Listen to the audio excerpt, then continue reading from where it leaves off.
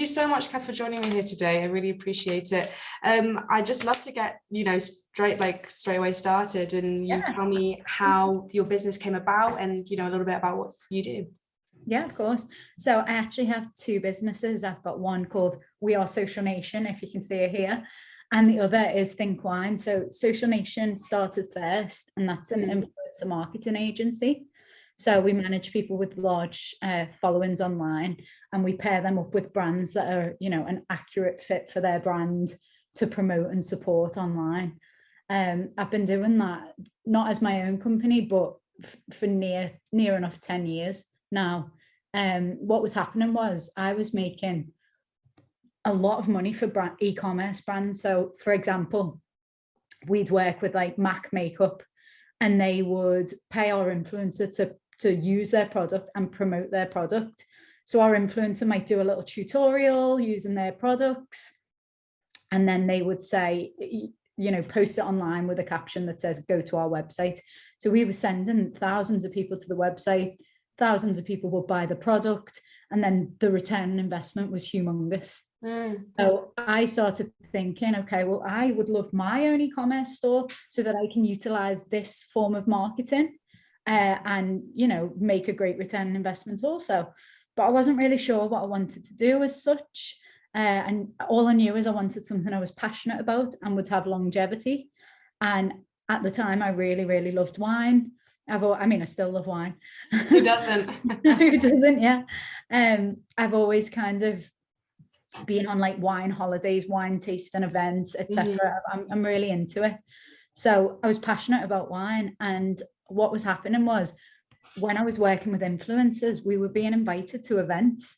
So we'd go to all these events and we get champagne on arrival or Prosecco on arrival or some form of bubbles. And I was just rapidly gaining weight. So I said, like, wouldn't it be amazing if you could create a wine that was way less sugar, way less calories, but not necessarily less alcohol?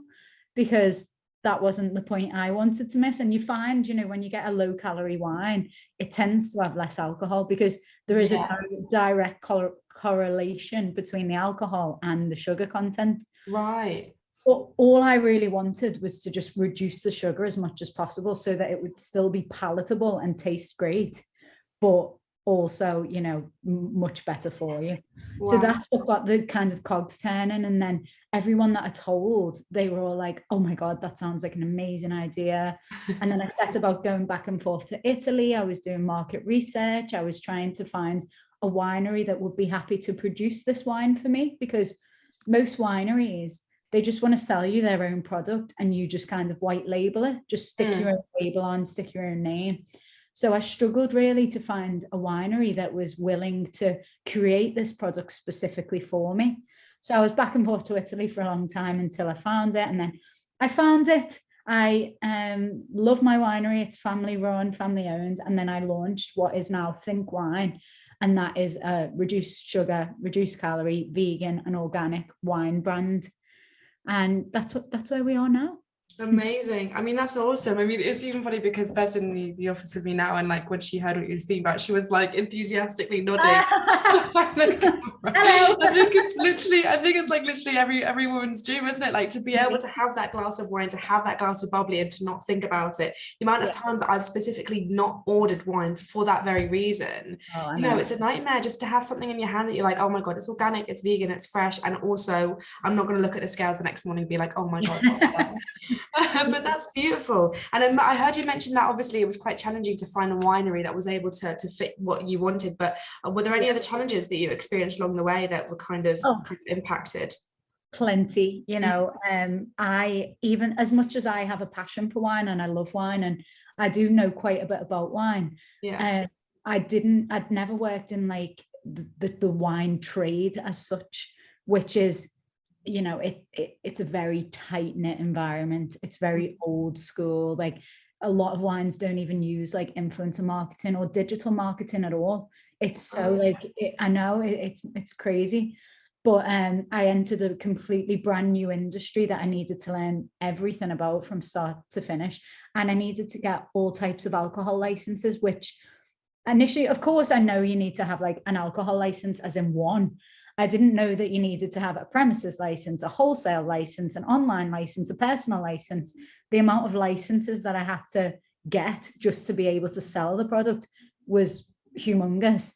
And then on top of that, I didn't realize the cost of duty. So I obviously knew you had to pay duty on alcohol bringing it into the UK, but I didn't realize how expensive that duty was going to be until I even got into it. So to be honest, the first year was hurdle after hurdle after hurdle, learning curve, learning curve, learning curve. So yes, plenty of struggles. I mean, that's so fascinating. But you know what's really great about when I ask business owners this question, a lot of the time it's like, yes, of course it was hard. The challenges, you know, they were distinct, but it's also what gave them that maybe a little bit of motivation, you know, to keep going. And at the end result, it maybe is what defines your brand. And in terms of that, like, what would you say defines your particular brand, like Think Wine? I would say how would I say it? It's defined. I'd struggle to define it as such. I think that the brand itself is like just a representation of me, which is, you know, I've always struggled with my weight personally. You know, I'm up and down. I've always preferred quality over quantity. So I will always pay that little bit more for a more premium product. I'm very like, I'm a feminist, you know, I love women in business. I'm always like trying to, well, I sell to a female audience, and of course, I think the brand is just very feminine. Even like, obviously, as you can see from the logo, like it's a very feminine brand. Yeah, silhouette.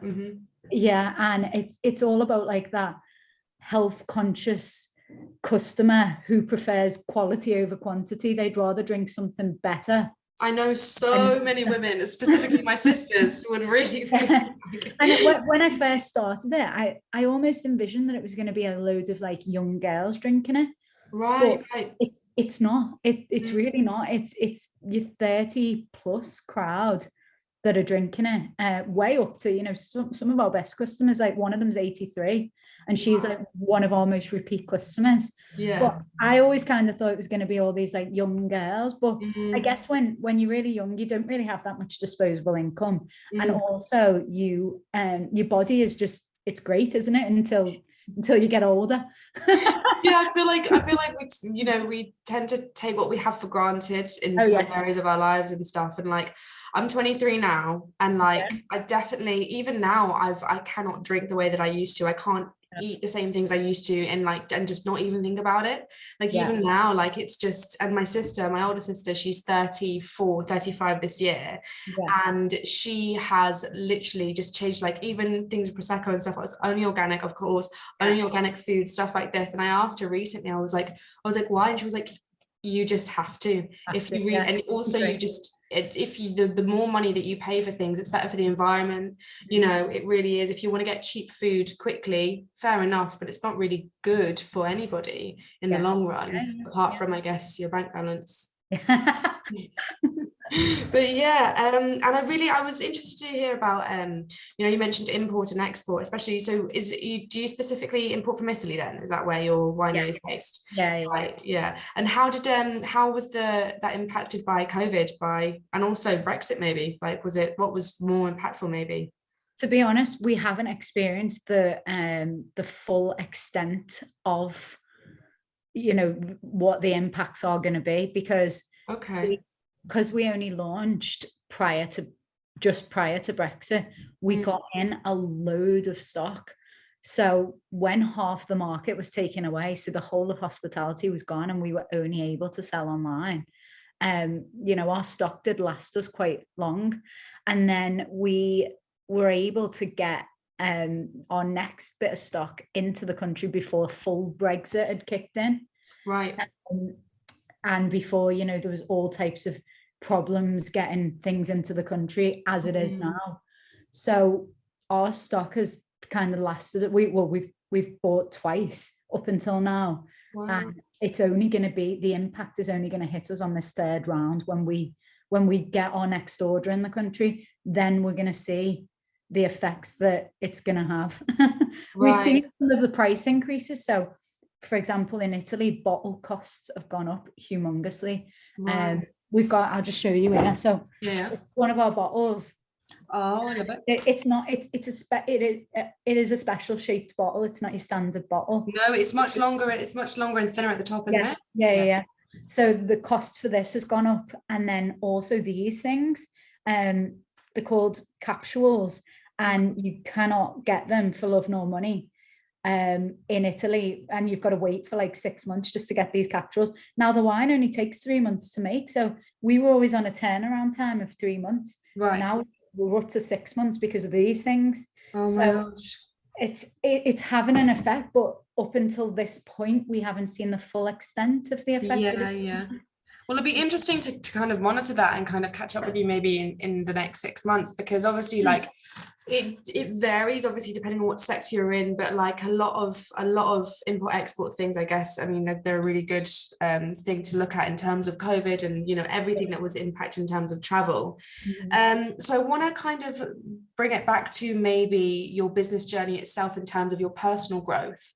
Was there anybody that kind of impacted you growing up, like in terms of maybe a business mogul that you saw, like anybody that you looked up to? Was there anybody that influenced you in that way? To be honest, not really. Like what actually happened in my kind of career, I had always worked in corporations. Well, the biggest impact on my life was when I moved at 19. I moved to America, and I worked for the Marriott in Kentucky, which is like a really random place to kind of go at 19. Obviously I was too young to drink and stuff like that. Right, of course. I've been drinking for a year, so that was a struggle. But when I'd say that was like the pivotal point of my life, when I was like, okay, I've gained so much experience there and so much confidence in myself, that was like a real key point in life. But it wasn't one particular person, it was like the whole like US culture, because I'd come from a culture in England where everyone's self-deprecating, and you know, it's not cool to be the top seller or to be the best. While as I moved to America, and it was completely cool. It's like, if you're not the top seller, then like that's not cool, or if you're not the best at your job, then that's not cool. So I really very quickly changed my mentality to, I need to be the best, I need to be the top seller, I need to be. And that was a huge turning point in my life, and that was more like their culture as opposed to one specific person. Right. But then when I came home, I worked for old corporations, and then I got a job in a startup business. And I would say probably the biggest impact on my life was probably the owner of that startup business, because I was able to watch that company grow firsthand, right from by his side, from near enough day one. And it really taught me so much about like how to run a business, the struggles, the ups, the downs, ideas. So that person was probably someone who I, you know, really learned from and looked up to. But I can't say I had any kind of like Richard Branson inspiration or anything like that. But that's exactly what it is. That was your inspiration, you know. And it's awesome, because that is such a pivotal age as well, like 19, specifically when you're finding yourself in the world, you're finding what you believe in, your values, what you stand for.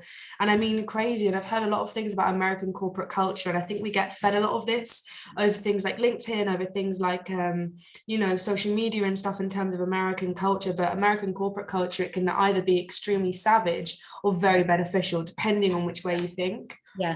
And I think as it depends on probably like the age that you get into it.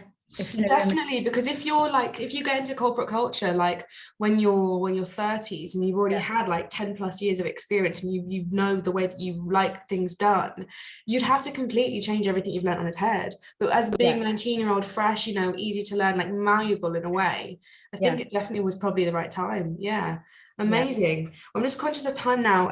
So just one last question. If you could go back and, you know, speak to 19-year-old you flying off to Kentucky, what would you say to me? Oh God. I don't even know what I would say, to be honest. I would probably say like be less scared, because initially they would try and the first thing I did was go on reception in sales. And I wouldn't go out. I was going, no, I can't go, I can't face it. It's terrifying. And I think there was 2 days that I wouldn't physically go out onto reception because I was that nervous. So I'd probably say to myself, like, don't be afraid. It's no big deal. Like, it's learning, and there'll be someone by your side to help you every step of the way. So don't worry so much and don't care about what other people might think. Like, I was thinking, everyone's going to think, like, why is this stupid young girl here? She, who even is she? And then, by the time I left Kentucky, I was like such a cocky cow. I was like, oh yeah, everyone's going to want me. So yeah, I wish I didn't waste 2 days being so like scared. I mean, you got to start somewhere, right? Haven't you? Absolutely. Yeah. Oh, well, amazing. Thank you so much, Kath, for spending time with me today. Really appreciate it. And the interview will be uploaded onto our social media platforms. So just before we go, is there any like offers or promotions that you'd like to highlight so I could include it in the bio? Yeah, we have. There's a Father's Day promotion on our website is www.thinkwinegroup.co.uk. But there is a Father's Day promotion on if you go on the website, or our Instagram is @thinkwinegroup as well. Amazing. Oh, thank you so much. I appreciate it. No, thanks for having me. Oh.